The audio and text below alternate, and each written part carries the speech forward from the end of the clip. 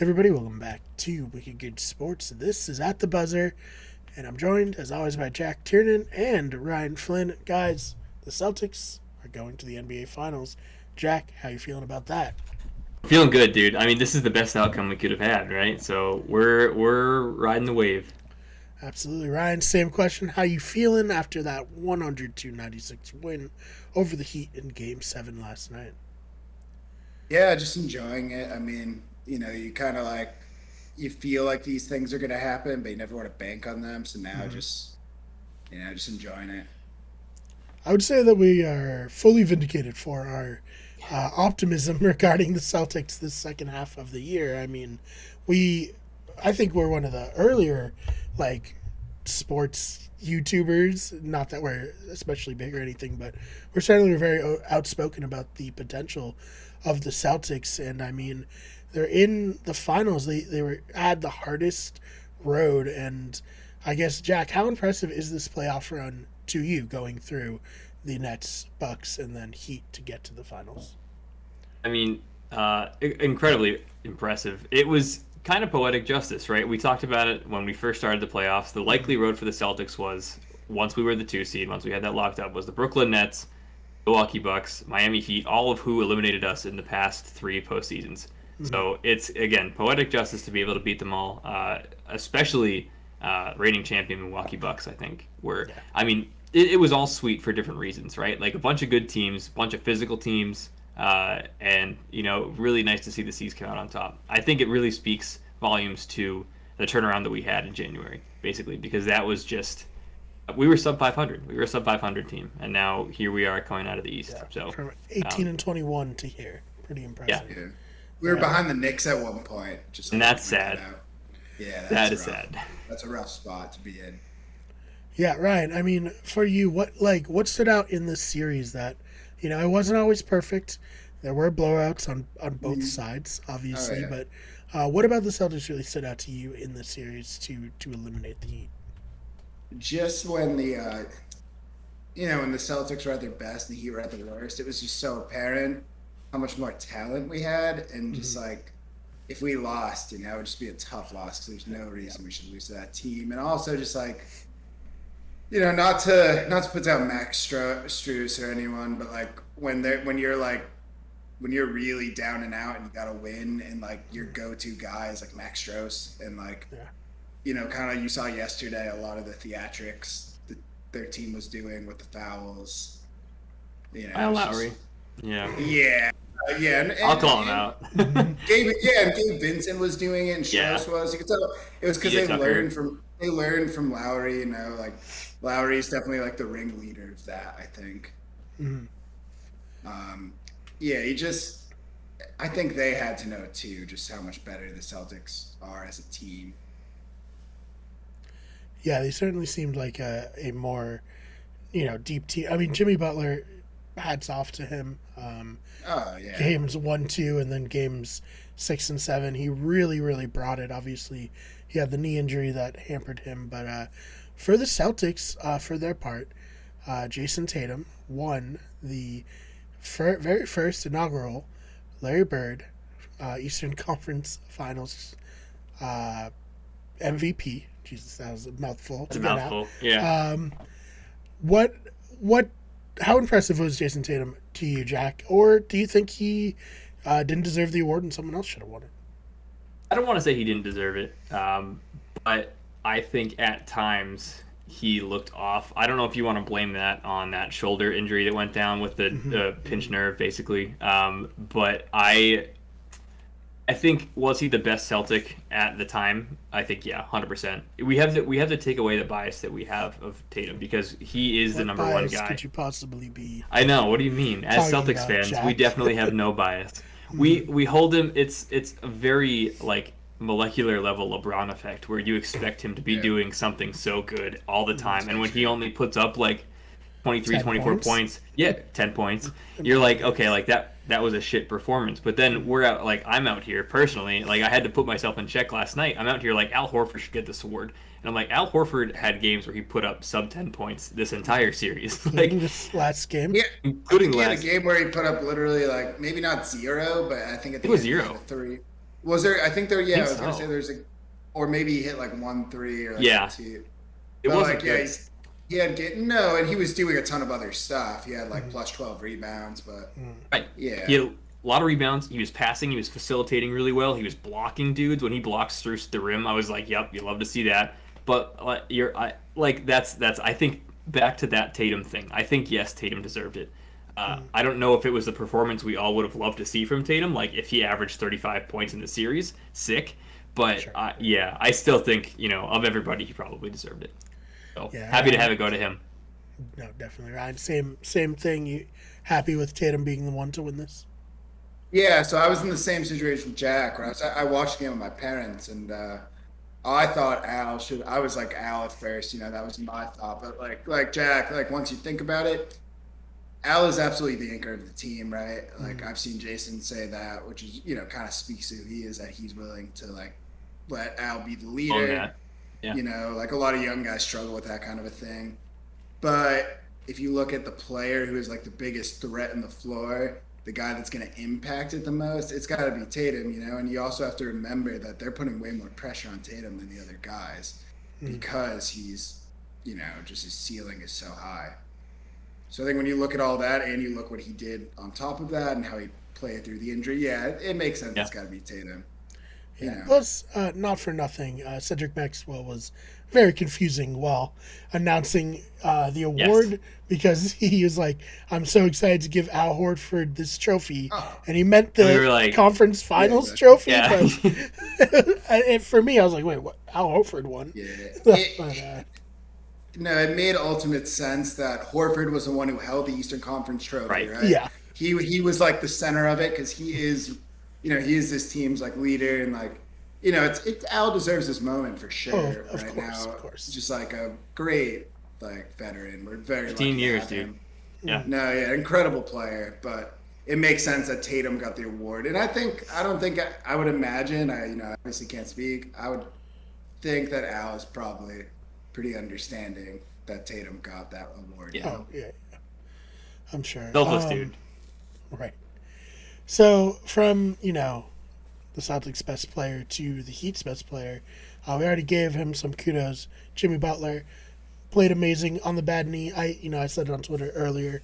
Um, to me, he's a superstar. I know there's a lot of debate out there, but Ryan, how impressive was Jimmy Butler to you during the series?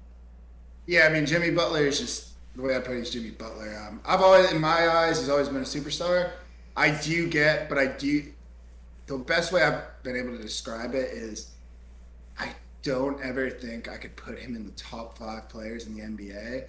But at any time, he can go up against a top 5 player and beat them. Like Yep. that's the kind of guy Jimmy Butler is. Mm-hmm. Very tenacious, just like relentless.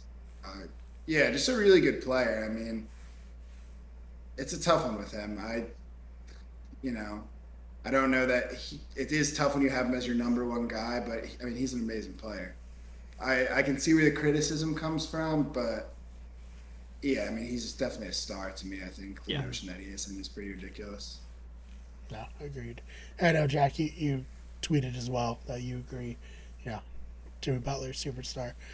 There is one thing that he's gotten a little bit of flack for, taking that three-pointer at the end of the game when he probably could have drove on Al Horford, who was backpedaling. Me personally, it felt like the momentum was swinging toward the Heat in that moment, and when he put it up, I was like, "Oh shit, that's gonna go in for sure," just because of how the Oh rest of yeah. the game was feeling. Luckily, it didn't. But Jack, what are your thoughts about Jimmy Butler taking that shot at that moment? I have never clenched my ass cheeks harder, like dead ass. Like I straight up, like when I saw him stop and go into the pull up, and I saw Al like probably 6 feet back at least from him, and I'm like, dude, like Al's backpedaling, he's looking behind him. Jimmy, like nobody expects Jimmy to spot up on a three because that's not the type Yeah. of player Jimmy is, you know. Um, he's shooting like 20% or something on the season from spot up threes. So like, case in point, you don't expect him to be taking that shot there. I think like you said though, game flow is really important. You read the game by the game flow. Like Jimmy hit a couple threes earlier in the game, and then he decides to make that, like if however the thing is, if he does that, that is the dagger. I think Yeah. the Celtics now are on their heels trying to figure out, no pun intended, because Al was literally on his heels defending that shot. But like the Celtics now have the pressure on them. They need to score in whatever time is left. Because he bricked that, basically. I mean, can't really blame him. The dude played like 90 combined minutes in the Yeah. last two He played games. the Like, entire game last night.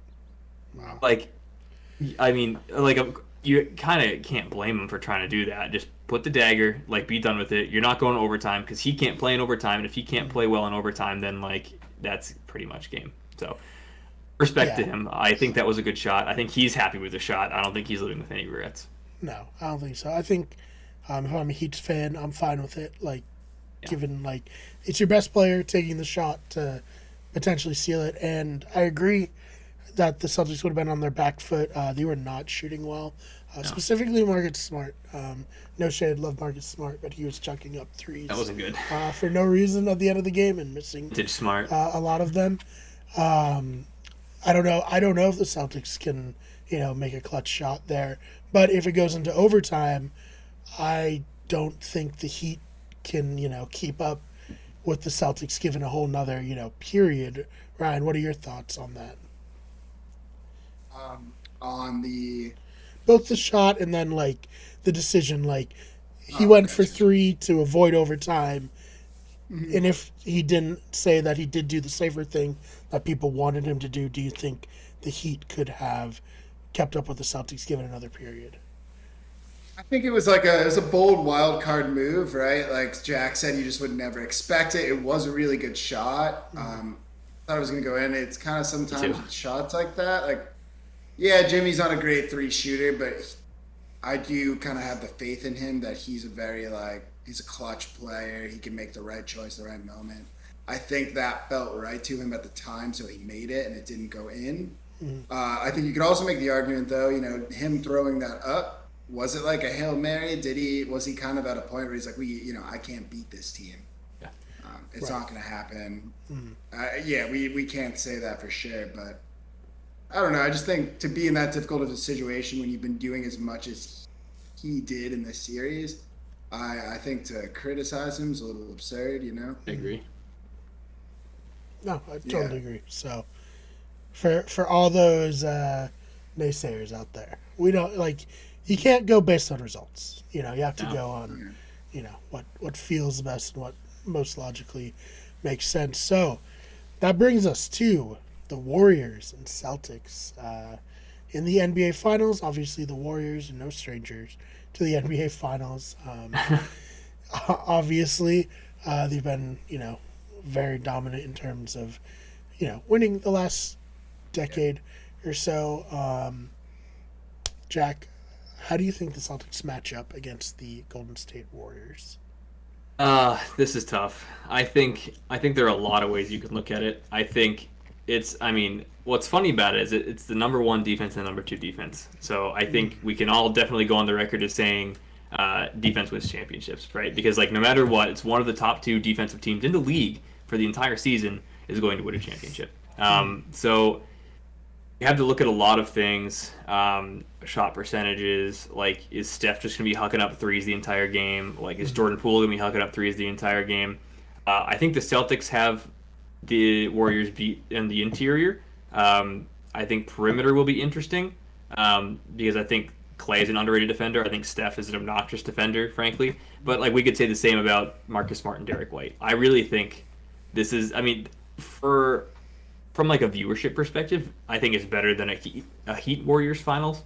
I also think the Celtics are a better team, frankly. So I'm glad we're here. But I don't know, man. I really think we're gonna have to see how Game 1 looks. Celtics are gonna have 4 days of rest. Hopefully Rob Williams can get his knee fixed up because he is a big interior presence, and if we're down him, we end up being a smaller team. So I don't know. I don't want to say it hinges on his status, but I think a lot of how we play them will definitely be affected by his availability. Hey, Ryan, what are your thoughts? Yeah, I kind of have similar feelings. It is kind of weird with the Warriors because you never really think of them as a defensive team, I agree. right? But like, I think having Gary Payton, the second back, that's going to be huge. Yeah. Gary Payton and Jordan Poole kind of morphed together to be like the fifth, like two-way threat, which really kind of completes their team. It's a tough matchup. They just have a lot of weapons. They have a lot of depth. Even if he hasn't always been super effective in the playoffs, they also have got like Kuminga they can throw at you. He's true. Super athletic. Yeah, I think this is a series you just got to see the first game. I definitely, people have kind of argued in the past the Celtics could be a rough matchup for the Warriors just because the kind of team we are, being a more athletic team that wears you down over time. For instance, like that's why people said Memphis was a really bad matchup for the Warriors. They had a couple strong moments there. But then again, everyone thought the Mavericks were going to be a bad matchup for the Warriors, and the Warriors made mincemeat of them. Right. Like literally. So it's going to be one of those series. I think you just got to see the first game. Robert Williams. That's going to be a huge factor. Like I said, what worries me the most about the Warriors is it's, of course, Curry, but it's just like the constant threat of him and Thompson, even at this age, where it's like Klay Thompson might miss a bunch of threes, but you have to worry about him because if he makes one, he might make like eight. He might make like 8 in a row, and it's just like we just can't. I don't know. The Celtics can't match like that. No, they just can't shoot like that. So that's rough. And then again, I know like the role players, like Andrew Wiggins is really coming to his own. It's been really cool to kind of see him. Looney, like what he had like career game. Had a career game, and he's just like he was kind of someone. We talked about like betting. I would always kind of like target his rebounds, and now he's like their rebounder. So it's that's kind of what scares me about them. We'll just have to see how it plays out. Yeah, no, definitely. Well, with that said, do you guys want to give a prediction, or do you want to wait to the first game to? I think we should. I think we have to, right? I think we should. Jack. Me first? Okay, let's see. There are so many variables, right? So many variables. I really don't want to be a Celtics homer, so I lied. I'm going to be anyway. I'm going to say Celtics in 6. Celtics in 6. I think we match up well. Right. I think Daniel Tice is going to actually play a huge role in the series. That's a hot take. Particularly in the paint, but I think it's a better series for him. Yeah, it is. He's not gonna get. No, I agree. I think it's a better series for him, better matchups for him across the board. He can come in as like 6th, 7th guy, not 6th really, because Derek White's your 6th guy, Grant Williams probably your 7th, so like 8th fringe rotation guy. But I don't know, man. I have a really good feeling about the Celtics team. I think Jason Tatum's really going to put on a show, and Jaylen Brown's going to be his Robin. So that's where I'm at. Celtics in 6. Let's roll with it. Let it roll. All right, Ryan. Same question. I'll go with Celtics in 7. I appreciate you. Thanks for not leaving me out to dry. I've been debating it, but I think they can fall into it. I think with like Tatum and Brown, I think they're just way more explosive than the stars on the Warriors, if that's fair, offensively. And, I think if we can really get Brown to, like I kind of said, do more of like the shooting end, and kind of like throw them off and keep them guessing. Yeah, I think the Celtics should have it. It's going to be really tough. All the other series calls when I said the Celtics would win, I was probably like 80% on the Celtics winning. Like I truly believed it. Same. I do think the Celtics win here, but I wouldn't be surprised if they lose. The other ones, I would have been surprised if they lost, to be honest. Right. Same. Yeah, I'll go into, and obviously I'm going to pick the Celtics. I'll go Celtics 7. I'm not an expert, so I'm just hopeful that they win because that'd be great to have a team that we're covering win and to have our hometown team win. It'd be. And even if we don't, I mean. Yeah, I was saying even if we don't. Yeah. Oh yeah, even if we don't, I mean, if we're able to keep all of these guys, Tatum and Brown, they're so young, Robert Williams as well. I'll be honest, I am kind of worried about Williams long term just because of his injury track record. But yeah, I mean, they've potentially got a really good future ahead of them. Absolutely. Well, anything else you guys want to touch on before we head on out of here? Oh, before I forget, ISO Joe, if we win, ISO Joe gets a ring for his first time in 17 NBA season. So we're rooting for ISO Joe Johnson here. If nothing else. Oh, man. All right. Anything else you want to cover? No, I think that's it, Awesome. All right. Where can they find you online, Ryan? So if you check the Wiki Good Everything sports blog, I wrote an article recently about kind of Jaylen Brown, kind of what potentially I think his role could shift into and like some strengths he has as a player. And I think it could actually be very relevant in the series if you want to check it out. Yeah, so go check it out there. That is wickedgoodseverythingsports.com. Jack, where can they find you online? Best place to find me is on Twitter, and that's at Jack_Tiernan. Lots and lots of NBA takes, especially coming up to the finals now. Other place to follow me is on Instagram, and that's at Jack Disc Golfs. All my disc golf endeavors played around today. So go follow me there. I'm gonna keep talking about it until it happens. Wicked good at sports disc golf session at some point, 100%. So follow me there. We gotta make you like a custom disc that you use Yeah. in competitions to help us advertise. Like a nice little Wicked good sports stamp on it. Yeah, for sure. Get you. Well, yeah, sponsored, but we'll figure out a way to get you some like. I can do both. It's fine. Something to have there to promote us. You can follow me on Twitter at @theFakeBMar. That's BMARR. Channel is on Twitter at WickedGoodSport or WGEverything. Instagram WickedGoodEverything. Twitch twitch.tv/WickedGoodEverything, and on TikTok, search Wicked Sports. Search Wicked Good Everything. Guys, thank you so much for your time. Thanks, Brian. Thanks for having us, bro. And we will see you in the next one.